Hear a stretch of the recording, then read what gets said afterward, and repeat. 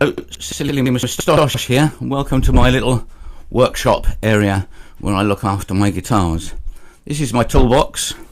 Lots of miscellaneous bits and pieces in there, which I'll go through in more detail in a moment. Let's have a look. I am a born organizer and administrator, and so I do keep a record of my guitar string usage. And inside you'll see that I have little forms like this, little A5 forms, where I update every time I change the strings.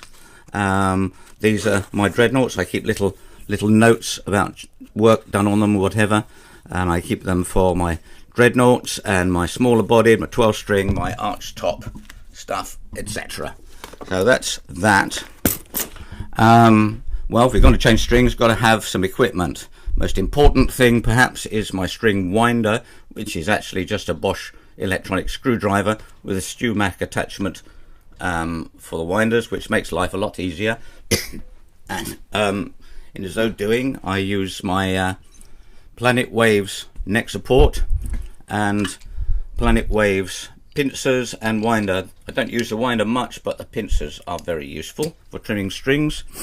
If I need to exert some extra force on the strings, I've got my pair of pliers there and a little hook, which is sometimes very useful, especially on 12 strings and things like that.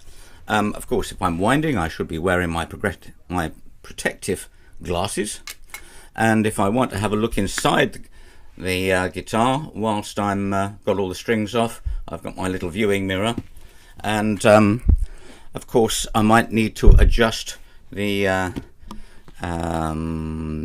action, but I need to know what the action is. So I have StewMac gauges like this. I think every guitarist should have one of those available, and of course spark plug spacer gauges, so I can check relief. If I need to check relief, you need to change relief, and things do change over the year.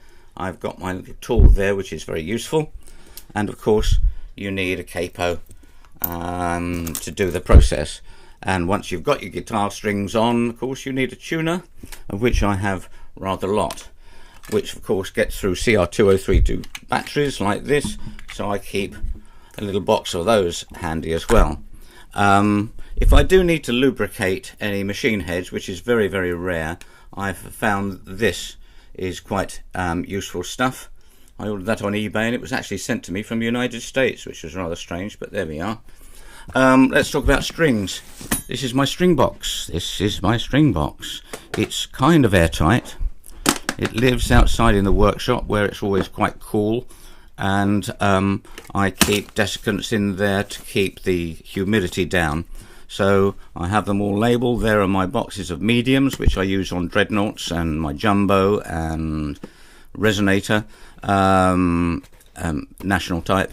Light strings for the smaller guitars, 12 string, reso, jazz, mandolin strings, etc. It's all fairly obvious.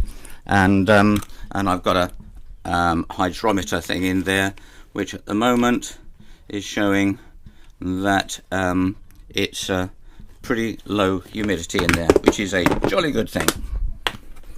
So that's it in a nutshell. There's all my tools, which are normally stored in there, and there's my little book of words, which tells me everything I need to know about my little guitar collection.